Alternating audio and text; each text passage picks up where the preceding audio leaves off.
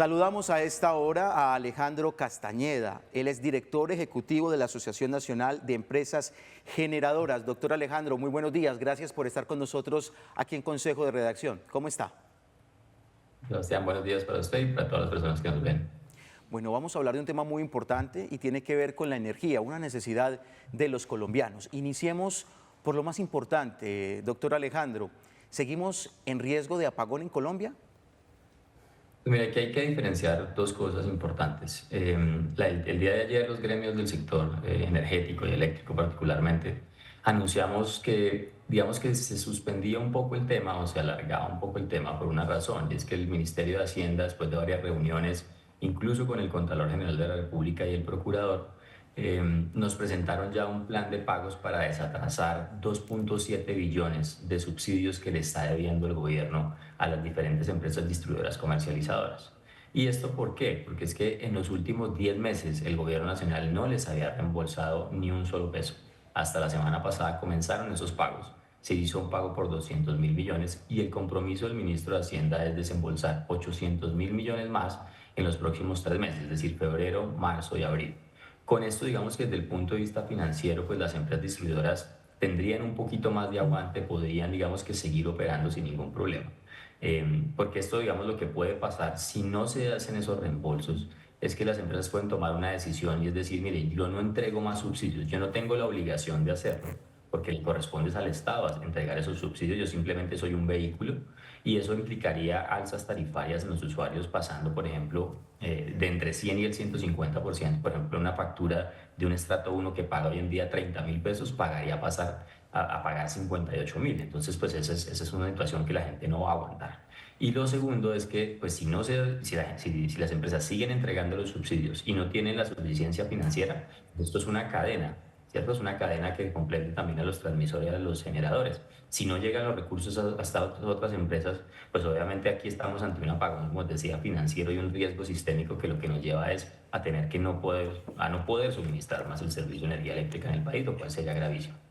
Director, teniendo en cuenta este valor del que usted habla, ¿podríamos considerar que estos son pañitos de agua tibia ante el problema?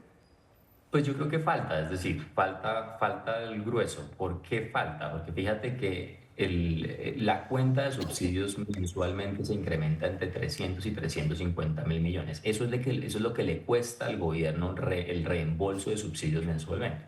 Entonces, cuando tú anuncias esto, pues obviamente al final del día va a seguir sumando la cuenta, pero lo que te mencionaba anteriormente, ahí es de resaltar que en los últimos 10 meses no había llegado un solo peso. Entonces, claro, las empresas están demasiado estresadas desde el punto de vista financiero, han tenido que ir a la banca comercial y pues obviamente ya muchas o algunas de ellas ya tienen los límites de esos cupos de crédito a tope, al límite. Entonces, pues ese es el problema. Entonces, cuando comienza a llegar el flujo, lo importante es que se mantenga ese flujo, es decir, que se siga pagando. Si se sigue en este ritmo, pues en algún momento se podría poner al día. Lo que pasa es que, como le dijimos al ministro de Hacienda, hay que hacer un esfuerzo adicional para poder subir un poquito más y comenzar a bajar la cuenta.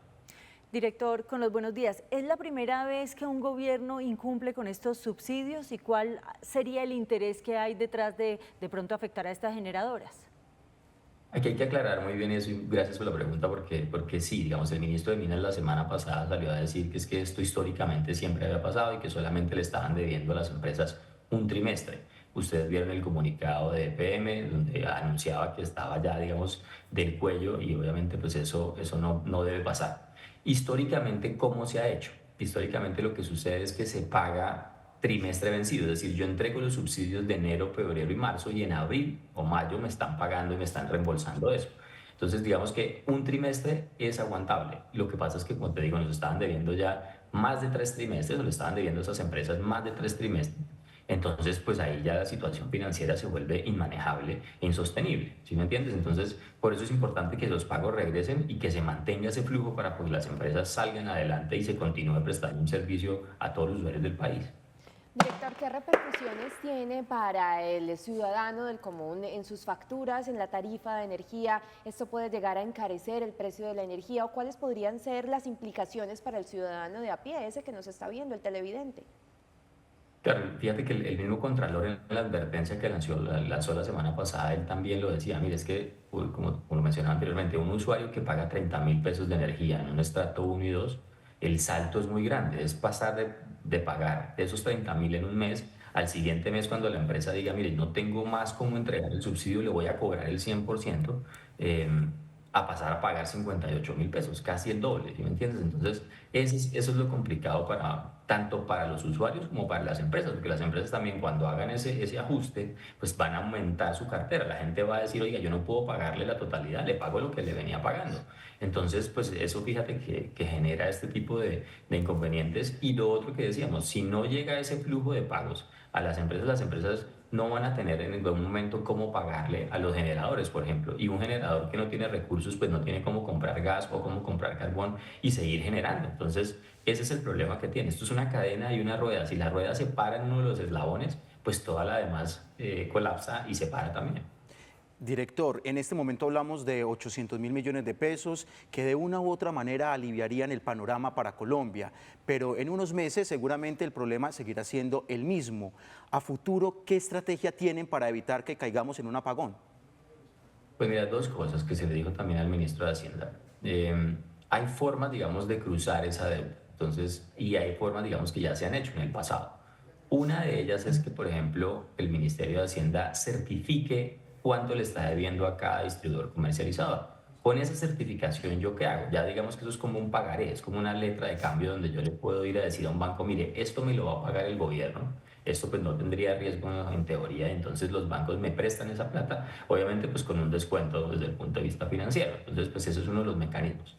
El segundo mecanismo es cruzar contra impuestos, es decir, las empresas todas, algunas tienen superávit y pagan unos impuestos mes a mes. El tema también sería crucémoslo contra los impuestos y vamos bajando la deuda, entonces eso también te alivia la caja. Digamos que ya estructuralmente hay otro tipo de medidas que este gobierno lamentablemente no ha tomado, que incluso desde el plan de desarrollo lo anunció pero no lo ha hecho, y es que hay mucha gente en la estratificación, esto se maneja por estratos, que recibe el subsidio pero no lo necesita. Eso más o menos, según los últimos estudios de la Universidad de los Andes hace unos años, decía que más o menos el 60% de los usuarios, entre el 50 y el 60% de los usuarios, no debería recibir subsidio. Entonces, fíjate que cuando tú cruzas el estrato que refleja tu vivienda, tu casa, contra los ingresos, ahí es donde se evidencia ese tipo de errores, y eso es lo que tocaría complementar, coger, digamos, la estratificación y complementarla, por ejemplo, contra la información del Sisbén. Entonces, ese tipo de cosas son ya medidas estructurales para poder ya bajar la presión. Lo que pasa es que como digo, este gobierno no ha tomado decisión sobre ese tipo de medidas. Director, mencionó usted ahorita un asunto muy importante y es el del gas.